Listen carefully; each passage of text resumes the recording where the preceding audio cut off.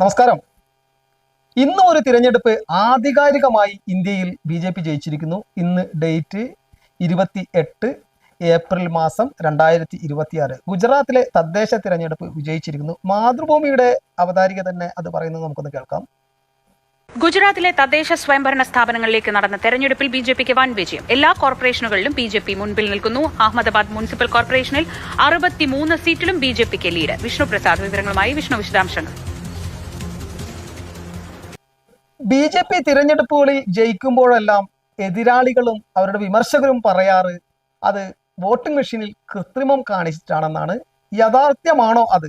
Voting മെഷീനിൽ കൃത്രിമം കാണിച്ചിട്ടാണോ BJP അധികാരത്തിൽ വരുന്നത്? BJP തിരഞ്ഞെടുപ്പുകൾ വിജയിക്കുന്നത്? എന്താണ് യാഥാർത്ഥ്യം? നമ്മുടെ വോട്ടിംഗ് മെഷീൻ ടാമ്പർ ചെയ്യാൻ നമുക്ക് സാധിക്കുമോ? BJP തിരഞ്ഞെടുപ്പുകളിൽ ജയിക്കുമ്പോഴെല്ലാം ഇത്തരം ആരോപണങ്ങൾ ഉണ്ടായിട്ടുണ്ട്. രാജ്യത്തെ പ്രതിപക്ഷ നേതാവായിട്ടുള്ള കോൺഗ്രസ് നേതാവ് രാഹുൽ ഗാന്ധി തന്നെ പലപ്പോഴും ഇത് പറഞ്ഞിട്ടുണ്ട്. ഇലക്ഷൻ കമ്മീഷൻ 2017 ഈ വോട്ടിംഗ് മെഷീൻ ടാമ്പർ ചെയ്യാൻ പറ്റുമോ എന്നുള്ള വെല്ലുവിളിക്ക് ആളുകൾക്ക് അവസരം കൊടുത്തു. അങ്ങനെ ചെയ്ത് തെളിയിക്കാനുള്ള അവസരം കൊടുത്തു.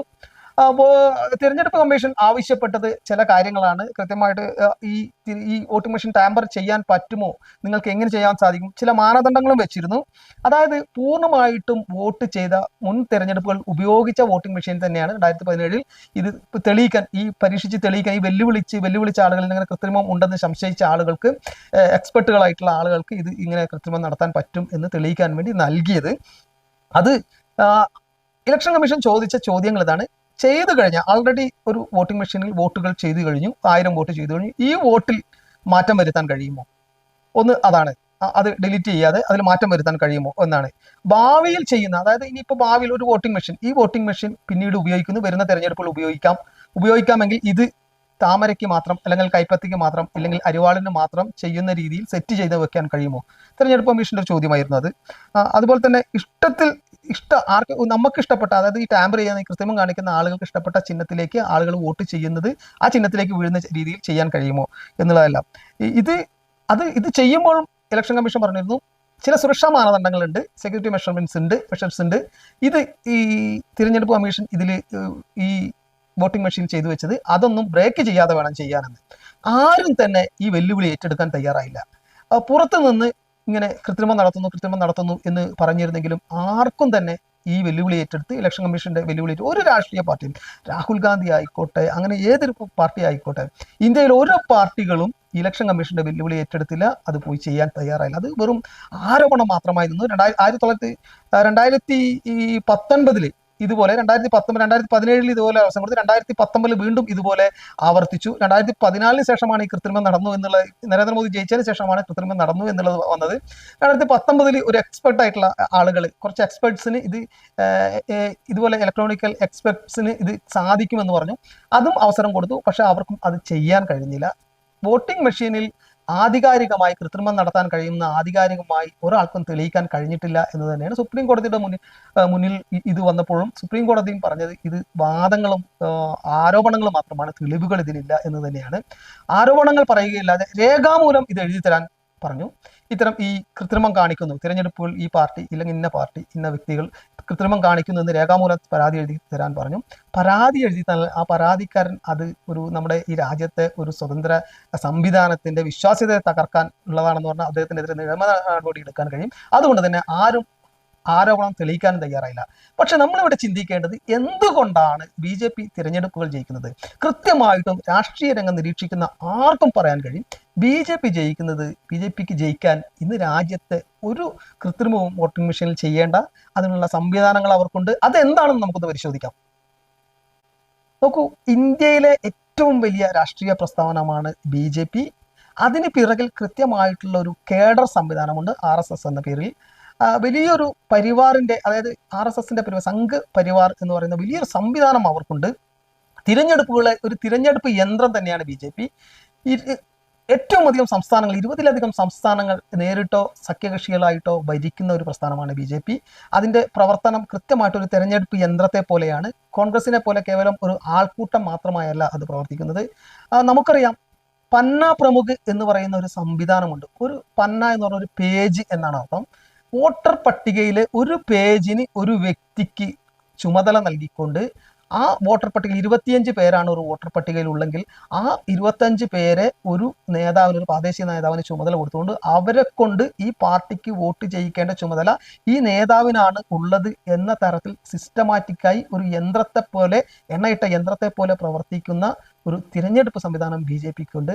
അത് മാത്രമല്ല, ഇപ്പോൾ ബംഗാളിൽ തിരഞ്ഞെടുപ്പ് നടക്കുകയാണ്. അവിടെ രാഹുൽ ഗാന്ധി എതിരെ പറയുന്നത് മമതാ ബാനർജിക്കെതിരെയാണ്. അവിടെ ബി ജെ പിയും ഈ MA ബേബി പോയിട്ടും വിമർശിക്കുന്നത് മമതാ ബാനർജിയാണ്. പ്രതിപക്ഷ കക്ഷിയിലെ INDA മുന്നണിയിലെ, അല്ലെങ്കിൽ ഇവർ ഇന്ത്യ മുന്നണി പറയുന്ന ഇന്ത്യ മുന്നണിയിലെ പ്രധാനപ്പെട്ട ഒരു കക്ഷിയാണ് തൃണമൂൽ കോൺഗ്രസ്. ഈ തൃണമൂൽ കോൺഗ്രസിനെതിരെ പോയി അവിടെ പ്രസംഗിക്കുന്നത് MA ബേബിയാണ്. അവിടെ പോയി പ്രസംഗിക്കുന്നത് രാഹുൽ ഗാന്ധിയാണ്. അവിടെ തൃണമൂൽ കോൺഗ്രസിന് വേണ്ടി മമതാ ബാനർജി മാത്രമാണ് പ്രസംഗിക്കാനുള്ളത്. പക്ഷേ BJP വേണ്ടി അമിത്ഷാ, മോദിജി, തേജസ്വി സൂര്യ, നമ്മുടെ ആസാം മുഖ്യമന്ത്രി, അതുപോലെ യോഗി ആദിത്യനാഥ്, അങ്ങനെ പ്രധാനപ്പെട്ട ഒട്ടനവധി, നിർമ്മലാ സീതാരാമൻ, സ്മൃതി ഇറാനി നല്ല ഒഴുക്കോടുകൂടി ബംഗാളിയിൽ തന്നെ സംസാരിക്കുന്നു. അങ്ങനെ തലയെടുപ്പുള്ള ഒട്ടനവധി നേതാക്കന്മാർ അവിടെ തിരമാല ഇരമ്പുന്നത് പോലെ BJPക്ക് വേണ്ടി പ്രവർത്തിക്കുന്നു. ഇങ്ങനെയുള്ള ഒരു സംവിധാനം തിരഞ്ഞെടുപ്പുകൾ ജയിക്കുന്നത് അത്ഭുതമല്ല എന്ന് നിങ്ങൾ മനസ്സിലാക്കുക. കൃത്യമായിട്ട് അവരുടെ പീക്ക് ടൈമാണിത്. BJPയുടെ സുവർണ കാലഘട്ടമാണ്. നല്ല നേതാക്കന്മാരുള്ള സമയമാണ്. BJPയെ ആളുകൾ വിശ്വസിക്കുന്ന ഒരു കാലഘട്ടമാണ്. ഈ സമയത്ത് അവർക്ക് തിരഞ്ഞെടുപ്പുകൾ ജയിക്കാൻ കഴിയും. ജനങ്ങളെ വിശ്വസിക്കാതെ, വോട്ട് ചെയ്ത് ജനങ്ങളെ മണ്ടന്മാരാക്കുന്ന രീതിയിൽ ഇത് ഇല്ലെങ്കിൽ വോട്ടിംഗ് മെഷീനിൽ കൃത്രിമം കാണിച്ചുകൊണ്ടാണെന്നുള്ള വാദങ്ങൾ അസംബന്ധമാണ്, സ്വയം കഴിവില്ലായ്മ വിളിച്ചു പറയുന്നതാണ്. എന്തുകൊണ്ട് പരാജയപ്പെടുന്നു എന്ന് തിരിച്ചറിഞ്ഞുകൊണ്ട് അതിനെ മറികടക്കാനുള്ള സംവിധാനങ്ങൾ പ്രതിപക്ഷങ്ങൾ കാണിക്കണം. രാഹുൽ ഗാന്ധി നോക്കൂ, അദ്വാനി പല തവണ അവസരങ്ങൾ നൽകി BJP, അദ്ദേഹം പരാജയപ്പെട്ടപ്പോൾ അദ്ദേഹത്തെ മാറ്റി നിർത്തിക്കൊണ്ട് നരേന്ദ്രമോദിയെ കൊണ്ടുവരാൻ കഴിഞ്ഞു. ആ പരീക്ഷണം വിജയിച്ചു. BJPയിൽ അത് സാധ്യമാണ്. അദ്വാനി എന്ന് പറയുന്ന മഹാനുഭാവൻ, മഹാമനുഷ്യൻ, BJPയെ ആക്കിയ ആ വ്യക്തിക്ക് പോലും, ആ മഹാമനുഷ്യനെ പോലും അവർ മാറ്റി നിർത്തിക്കൊണ്ട് മറ്റൊരു സംവിധാനത്തെ പരീക്ഷിച്ചു, മറ്റൊരു വ്യക്തിയെ പരീക്ഷിച്ചു. പക്ഷേ കോൺഗ്രസിൽ അതിൽ സാധ്യമല്ല. 29ഓളം തെരഞ്ഞെടുപ്പുകൾ തുടർച്ചയായി നേതൃത്വം നൽകി അതെല്ലാം തോറ്റ ഒരു മനുഷ്യനാണ് രാഹുൽ ഗാന്ധി. ഈ രാഹുൽ ഗാന്ധിയെ മാറ്റി നിർത്തിക്കൊണ്ട് പകരം ഒരാളെ പരീക്ഷിക്കുവാൻ കോൺഗ്രസ് സാധിക്കില്ല. പരാജയപ്പെട്ട ഒരു സംവിധാനത്തെ തന്നെ വീണ്ടും പരീക്ഷിക്കുന്നതിലൂടെ സ്വയം പരാജയപ്പെടുകയാണ് അവർ. അത് മനസ്സിലാക്കുന്നില്ല. ഇനിയിപ്പോൾ രാഹുൽ ഗാന്ധിയെ മാറ്റി നിർത്തി കൊണ്ടുവരിക പ്രിയങ്ക ഗാന്ധിയെ ആയിരിക്കും. പ്രിയങ്ക ഗാന്ധി കഴിഞ്ഞാൽ റൈഹാൻ വാദ്ര ആയിരിക്കും. ഈ റൈഹാൻ വാദ്ര എന്ന് പറയുന്നത് ഇപ്പൊ റൈഹാൻ വാദ്ര മാറ്റിയിട്ട് ഗാന്ധി ആക്കിയിട്ടുണ്ട്. റൈഹാൻ ഇല്ലെങ്കിൽ മിറായ ഗാന്ധി, അതൊക്കെ പ്രിയങ്ക ഗാന്ധിയുടെ മക്കളായിരിക്കും. അങ്ങനെ ഈ കോൺഗ്രസ് കുടുംബാധിപത്യത്തിൽ ഇങ്ങനെ കഴിവില്ലെങ്കിലും ആ കുടുംബത്തിലെ ആളുകളെ കൊണ്ടുവരികയാണ്. ഈ കോൺഗ്രസ് എന്ന് പറഞ്ഞാൽ മഹാപ്രസ്ഥാനം ഇല്ലാതായി, ഈ കുടുംബത്തെക്കാർ ഇല്ലാതായിക്കൊണ്ടിരിക്കുകയാണ്. ഈ സമയത്തും വോട്ടിംഗ് മെഷീനെ കുറ്റം പറഞ്ഞുകൊണ്ട് മുന്നോട്ട് പോകുന്നത് ശരിയല്ലാത്ത കാര്യമാണ്. BJP വിജയിക്കുന്ന അവരുടെ കഴിവിൽ തന്നെയാണ്. ഈ വരുന്ന ബംഗാൾ ഇലക്ഷനും BJP ജയിക്കും. അത് തന്നെയാണ് ചരിത്രവും ഇല്ലെങ്കിൽ സാഹചര്യങ്ങളും നമ്മളോട് പറയുന്നത്. ഈ സമയത്ത് വെറുതെ ഇതുപോലെയുള്ള മോശമായിട്ടുള്ള അല്ലെങ്കിൽ പരിഹാസ്യമായിട്ടുള്ള വാദങ്ങളുമായി ഈ പ്രതിപക്ഷം മുന്നോട്ട് പോകാതിരിക്കുക.